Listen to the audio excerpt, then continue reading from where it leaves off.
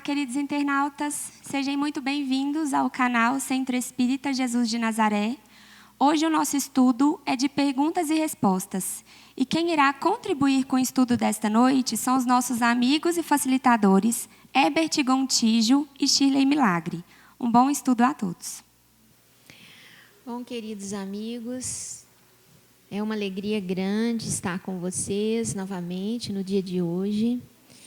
Que Jesus possa nos abençoar nesse estudo, que nós possamos juntos, atender às nossas necessidades, de conhecimento, de compreensão, de entendimento dentro da doutrina espírita.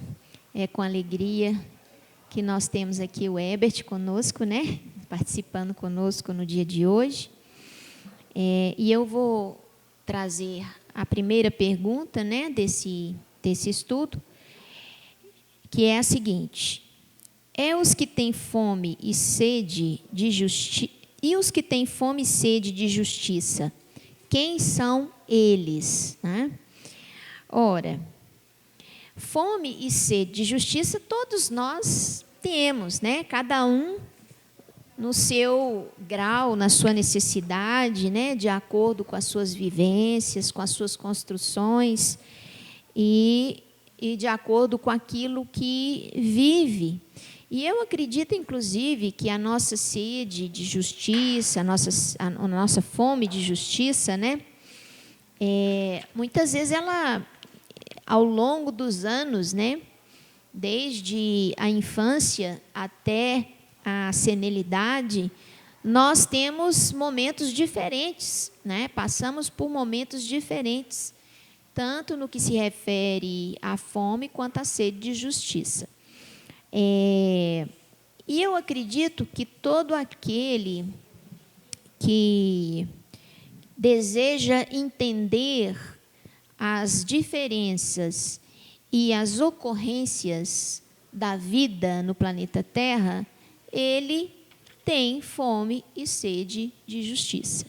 Porque a justiça, ela vem pelo cumprimento do conhecimento, Ela vem aliada à necessidade evolutiva de cada criatura. Então, quando nós perguntamos quem são eles, na verdade somos todos nós. E num grau diferente e dentro de uma circunstância diferente. Muitos de nós têm fome de amor, têm fome de paciência, têm fome de compreensão, têm fome de solidariedade. Muitos de nós têm fome de companheirismo, que às vezes estamos numa solidão muito profunda. Muitos de nós temos fome e sede de justiça material, porque passamos por situações que estão em desacordo com as regras sociais em que vivemos. Então, a natureza da nossa fome, da nossa sede, ela é diversa e ela tem a intensidade que compreende o momento em que nós estamos vivendo. Mas todos nós somos necessitados. Não é isso, Herbert? Bom, boa noite a todos que estão participando desse estudo de perguntas e respostas. Mandem perguntas, para a gente tentar, se esboçar em algumas respostas que são baseadas, na luz espiritual. E tem uma pergunta aqui que é o seguinte: por que não conseguimos nos lembrar das reencarnações anteriores? Não seria bom para evoluir? Olha, a perfeição na reencarnação, ela é suprema. Aquilo que é necessário ser latente na nossa reencarnação já é transparente. Mas muitas questões são necessárias até mesmo para o próprio sentido evolutivo, pela própria missão evolutiva do espírito, que aquilo seja momentaneamente, adormecido. Então, independente de qual seja o seu passado, turbulento, harmonioso, conflituoso, né? De alguma forma, uma nova reencarnação é um novo momento. Se você vem, por exemplo, sabendo de atrocidades que você cometeu no passado, isso poderia afetar o seu processo evolutivo, te fazer relembrar de traumas, de equívocos, pode causar um dano na sua capacidade de esperança e de fé. Pode ser um complicador e um obstáculo desnecessário para aquela evolução. Ao passo que, se você tem recordações que foi uma pessoa muito exemplar, muito correta na vida, fez uma última encarnação com parâmetros satisfatórios, digamos assim, isso pode envaidecer o espírito nessa encarnação atual. Então, lembrar das últimas encarnações não é tão benéfico quanto se pensa. Mas se você tem curiosidade, necessidade e tem também o direito de perceber as suas últimas encarnações, é muito fácil. Conheça a si mesmo. Estude o seu espírito. Analise o seu comportamento. É óbvio que você é aquilo que se aglomerou em várias encarnações. Basta você analisar as dificuldades que você passa, os dons que você tem, as graças que você recebeu, o meio que você vive. Olha, e você vai ter flashes das últimas encarnações. A justiça divina, ela é plena. Existe até um ditado que fala assim: aqui tudo que se faz, aqui se paga. Mas esse ditado nunca falou que seria pago na mesma encarnação. Isso pode ser reajustado em várias outras encarnações. É muito justo e muito óbvio tudo isso. No entanto, de que vale e de que adianta saber as nossas últimas encarnações? Nada vai mudar o passado. Nada vai mudar a forma com que vivemos na última, na penúltima, há 1000 anos atrás, em outros orbes, talvez. Nada muda. Mas nós podemos projetar a nossa próxima encarnação. Como? Diante da nossa conduta atual. A nossa encarnação passada já está definida, já foi vivida e faz parte da nossa história espiritual. Mas a nossa encarnação futura, certamente ela vai fazer parte do nosso presente. O exercício do nosso presente, as definições do nosso presente, é que vão definir as nossas próximas encarnações. Por isso que Jesus veio, para amenizar, esclarecer, clarear todo esse processo de plantar frutos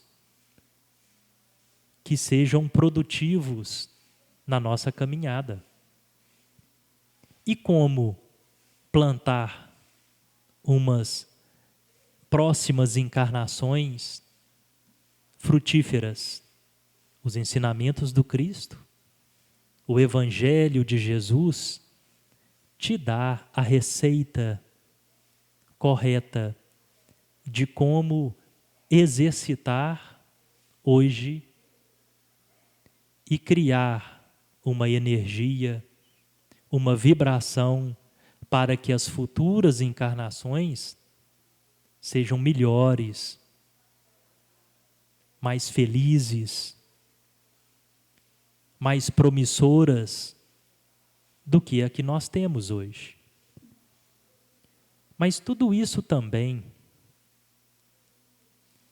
em nossa encarnação atual, é marcado, sim, por questões equívocos do passado, mas também por muitas graças, por muitas vibrações de luz, muitas possibilidades de evolução.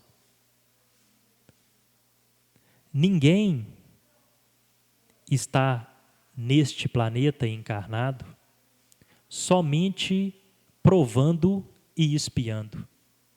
Por mais impossibilitado que a reencarnação seja, sempre existe momentos de evolução, de dar um passo, por menor que ele seja.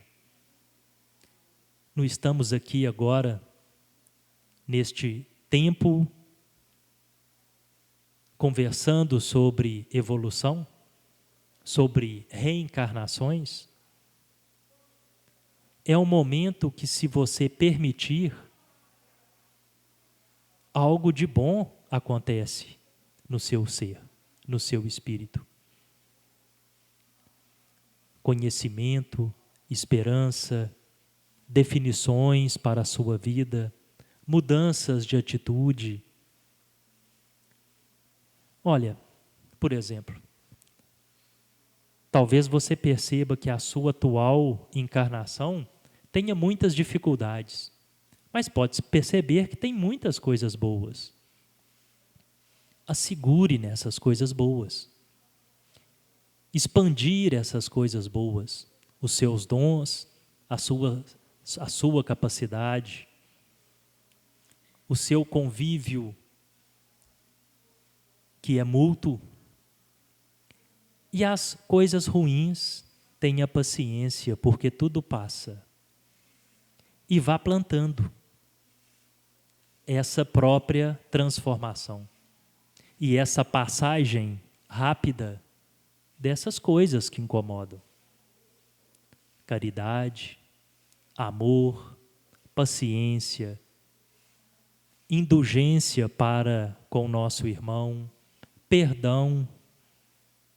Jesus trouxe uma infinidade de caminhos que nos levam à transformação de nossas vidas. Por isso é tão importante estudar, refletir e, acima de tudo, transformar de uma situação para outra que você escolha. Nós escolhemos, através de nossas obras, a vida que temos hoje. Mas podemos escolher as vidas que teremos amanhã. Isso é uma lei universal, a lei da evolução, do crescimento espiritual, de causa e efeito, de plantar, de colher. Então, as outras encarnações fazem parte do nosso patrimônio espiritual. Aconteceu, estamos aqui, mas o mais importante para o espírito é o presente, que se reflete no seu futuro.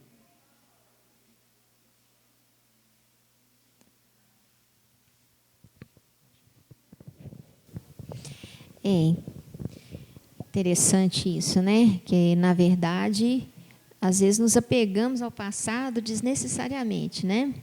Nós precisamos olhar para o futuro, como diz mesmo nosso querido amigo Herbert, vamos olhar para o futuro, né? E o que nos importa realmente são os passos que nós daremos daqui por diante, né? O passado, ele deve nos servir apenas para reorientação, né, do nosso processo evolutivo, né? mas ele não deve fazer parte do nosso presente, ele deve ficar lá, né? Tem uma outra pergunta muito interessante aqui, que é a seguinte, ó: o que ocorre com a alma quando o corpo morre, né? O que ocorre com a alma quando o corpo morre, corpo material?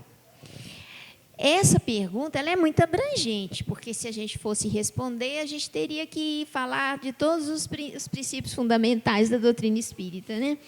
Mas, de uma forma assim mais sintética e assim resumida, talvez deixando para trás muita informação, né? É o seguinte: a morte do corpo físico, o que seria o ideal no processo do desencarne?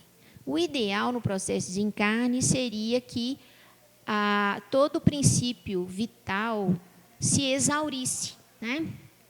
E que a morte viesse mesmo com a senescência do corpo, né?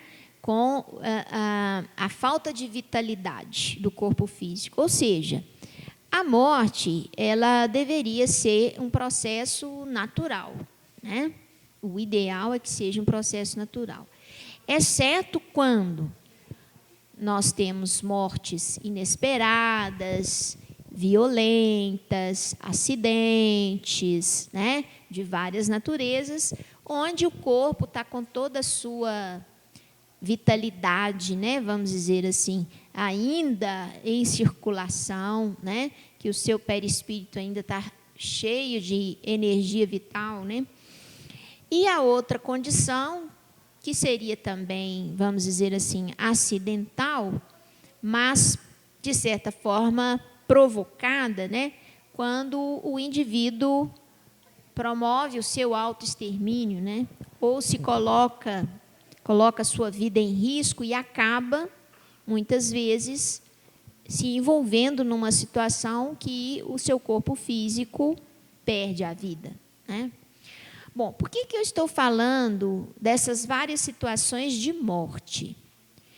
Porque o perispírito ele está ligado no corpo físico e ele permanece ligado no corpo físico se o tempo reencarnatório não se completou, né? Então, muitas criaturas que têm o seu corpo físico, têm a perda do seu corpo físico, eles podem se demorar a se desligar desse corpo físico e vão passar por um período que a gente chama um período de perturbação, onde a consciência ainda não sabe direito o que está acontecendo com ela, né? Ela se sente perturbada, confusa, né? Não entende muito bem onde está, que tempo ela está, o que está acontecendo com ela naquele momento. Então, ela fica perturbada, a consciência fica perturbada. E essa perturbação, que é o período de desligamento do espírito do corpo físico, pode ser prolongado em vista do mecanismo de morte não ter obedecido ao tempo que foi programado, né, para a sua desencarnação. Quando ela está desencarnando no tempo programado, né, tudo concorre para que esse desligamento ele se faça no tempo apropriado ao espírito, a não ser que este espírito se apegue de tal forma a seu próprio corpo que ele tenha dificuldade, ele coloque obstáculos ao seu desligamento, né? E aí ele prolonga o seu período de perturbação. Uma vez que a alma se desligou, conseguiu se desligar do corpo, que já está inerte, sem vida, ela vai se situar no mundo espiritual, numa faixa de vibração, aonde ela tem afinidade, né? Essa afinidade, ela é dada pelo quê? Pelos nossos sentimentos, aliado ao tipo de pensamento que nós alimentamos, né?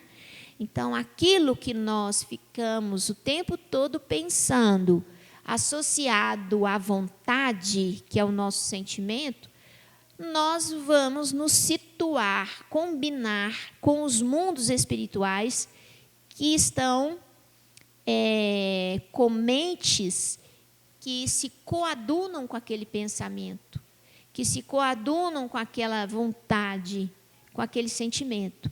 Nós vamos nos situar lá, né? Portanto,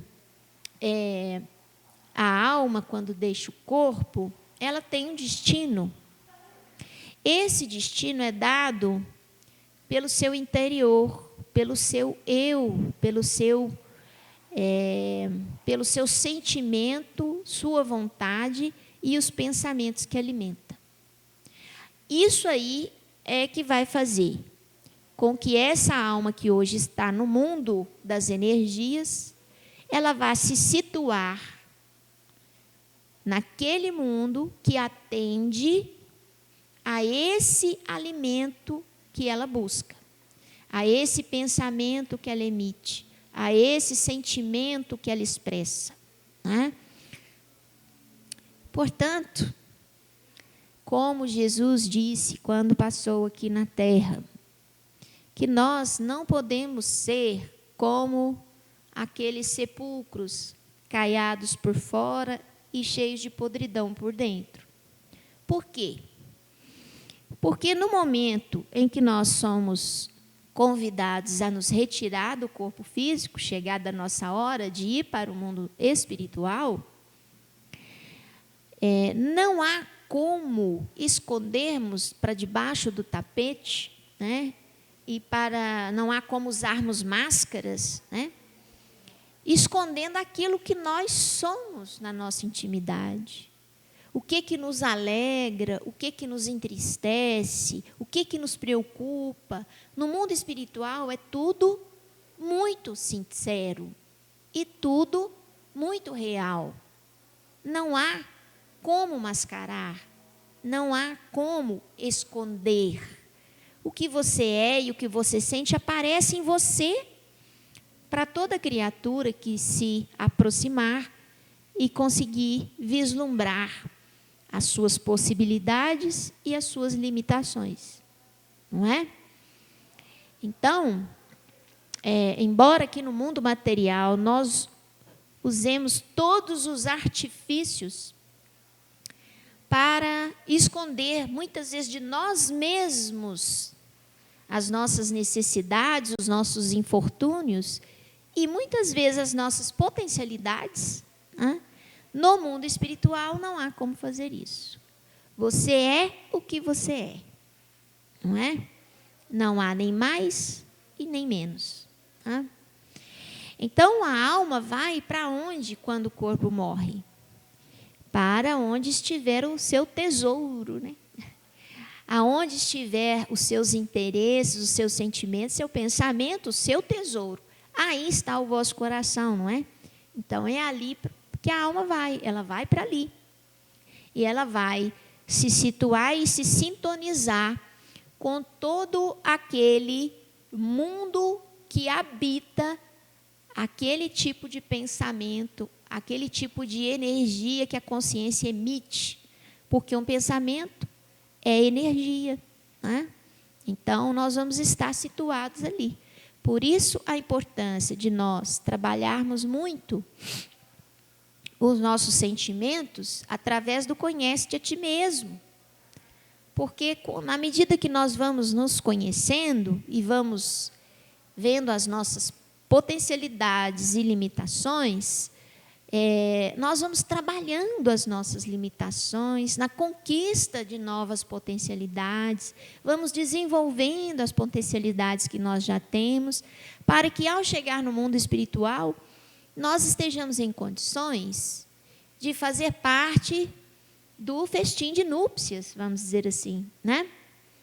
O vestir a roupa de núpcia e participar do festim, na realidade nada mais é do que a consciência ter conhecimento de si mesmo e estar firmemente, com a vontade firme de ser a cada dia um pouco melhor do que ontem. E melhor na capacidade de amar, de respeitar, de ser ético, nesse sentido. E à medida que nós cultivarmos isso, ao desprendermos do corpo físico, isso vai ficar muito claro para quem está ao nosso lado. Não é isso, Herbert? O que você acha? Né? Eu acho que essa pergunta é uma pergunta muito interessante, porque é uma inquietude de todos nós, né, encarnados hoje. Porque a morte, ela é inevitável. Vamos passar pelo portal, né, da morte do corpo físico. E daí? Eu que leio um pouco, estudo, reflito, ainda tenho um certo, vamos dizer assim, uma certa ansiedade daquele momento que me aguarda. Mas algumas coisas nós já temos percepção. A morte e o que acontece após a morte não é muito diferente do estado vibracional que você vive, né? Então, basta você identificar a frequência em que você vive atualmente. E é nessa frequência que as dimensões vão se projetar após o seu desencarne. O que você cultiva no seu coração e no seu pensamento? Quais são os seus tesouros, né? O que você expressa, né, para o mundo? A frequência nessas vibrações demonstram as zonas em que você se encontra espiritual. Ódio, rancor, falta de perdão, intolerância, prepotência, vaidade, são questões de uma zona muito inferior do espírito. Se você percebe isso no seu interior, tenha a oportunidade de, no próximo segundo e desse segundo em diante, começar a fazer diferente, exercitar a fazer diferente. Mas se a sua frequência é mais voltada para a caridade, a busca espiritual, a compreensão, a transformação todos os dias do seu próprio espírito e de fazer esse bem, auxiliar esse bem ao seu próximo, cultive isso, porque nessa vibração e nessa frequência o seu espírito acordará no mundo espiritual. Essa pergunta, ela, apesar de ser uma, né, inquietude, na visão dos nossos amigos espirituais, ela é muito simples. Eles não têm assim muita inquietude com isso. Para eles é muito natural você passar períodos de turbulência após o desencarne, ou você logo se refletir em zonas mais sublimes. Fazem parte, né, da evolução. Mas para nós encarnados isso é uma preocupação. E nós temos o direito de nos prevenir e nos precaver disso. Tá? Tem uma pergunta aqui muito interessante. Como é o casamento no Espiritismo? Tem alguma pessoa específica para fazer esse procedimento? E o batismo no Espiritismo, como é? Ou não existe batismo no Espiritismo? Bom, batismo e casamento são momentos únicos em certas religiões. Lembrando, realçando e reafirmando o respeito e os bons olhos a todas as religiões que levam a sua vibração até Cristo, até Deus, em um processo de crescimento evolutivo. Quem somos nós para julgar as religiões? Nas minhas outras encarnações, certamente eu não era espírita, né? Eu era de outras vinculações, outras religiões, né, tinha outros costumes, que eu tinha aquilo por essência. Então, respeitamos e entendemos. Além do mais, Jesus foi batizado em um momento único lá no Rio Jordão. Uma passagem maravilhosa da Bíblia. E Jesus também participou de casamentos. Inclusive, o seu primeiro milagre foi em uma festa de casamento. Né? Estão lembrados? Transformou água em vinho, que tem uma essência espiritual muito bonita também.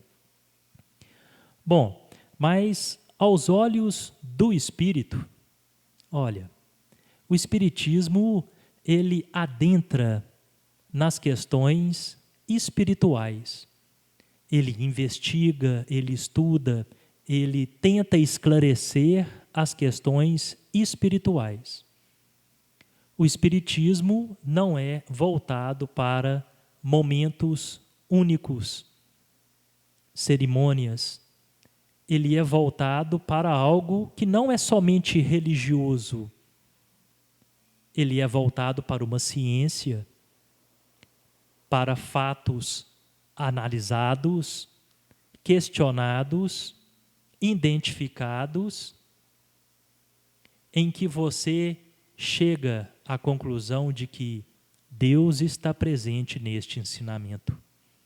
Maravilhoso, benevolente, esperança, fé, sabedoria presentes nisto que está claro. O Espiritismo também é filosofia, também nos faz mudar os nossos hábitos e a nossa percepção. Mas, na visão do Espírito, o batismo, ele existe. E não é um momento único. Ele é um momento sublime que pode se estender por toda a sua existência. A partir do momento que você busca a conexão com Deus, isso é espiritualmente um batismo. A partir do momento que você entra na sua caminhada evolutiva com seriedade, com uma busca sincera, com uma busca com bases lógicas e espirituais, sem equívocos, você conecta a Deus, ao seu crescimento espiritual. Então, o batismo, na visão espírita, ele não é um momento, uma ação física, mas ele é uma escolha do ser, que pode ser dado quando criança, adolescente, jovem, adulto, terceira idade. Não existe tempo. Pode ser dado no mundo espiritual. O batismo não é reconhecer que Deus é nosso Pai e seguir o caminho de Deus? E seguir uma estrada que nos faça evoluir, crescer e encontrar Deus? O batismo pode ser dado a qualquer momento da existência do ser. Basta o ser definir que vai buscar com seriedade este caminho. E o casamento? O casamento, o que vocês acham que é mais válido para o casamento? Um momento único, uma cerimônia ou uma conduta de vida? Agora, essa conduta de vida, na visão espiritual, precisam ser ancoradas por duas leis espirituais. A lei da diversidade.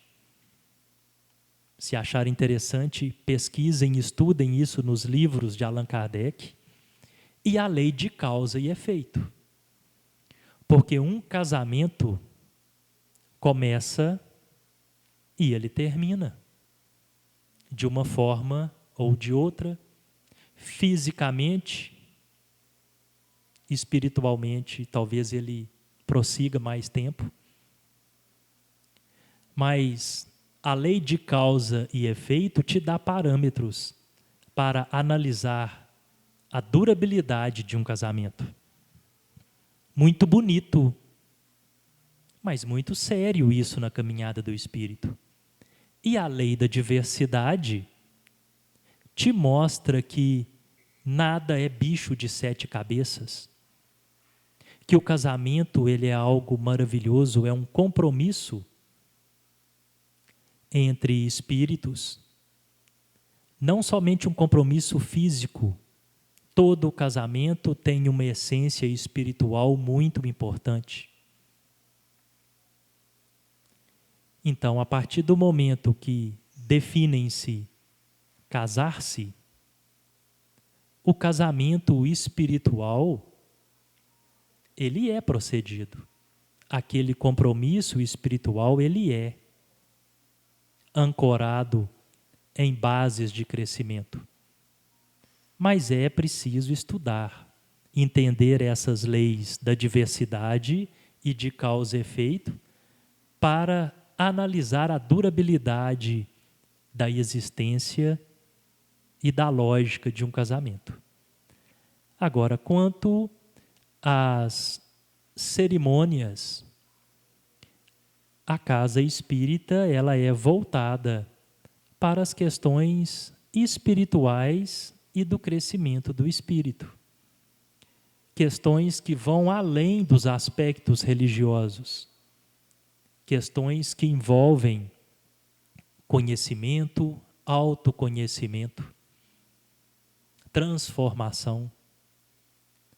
Mas a espiritualidade, ela entende a essência sublime, ela participa da essência sublime do batismo, quando o ser se determina a buscar Deus, e do casamento, quando 2 seres se unem para essa caminhada. Agradecemos este estudo, essas reflexões da noite de hoje, que possamos questionar, fazer mais perguntas, porque as perguntas são necessárias para a nossa caminhada. As respostas somente nos fazem refletir sobre a coerência e a percepção daquilo que foi dito e de cada um de nós. Não é isso, Shirley? É isso mesmo, a gente agradece de coração a presença de todos vocês, né? Compartilhando conosco esse momento, e que Deus possa nos abençoar todos os dias para que possamos aprender um pouquinho mais juntos. Fiquem em paz.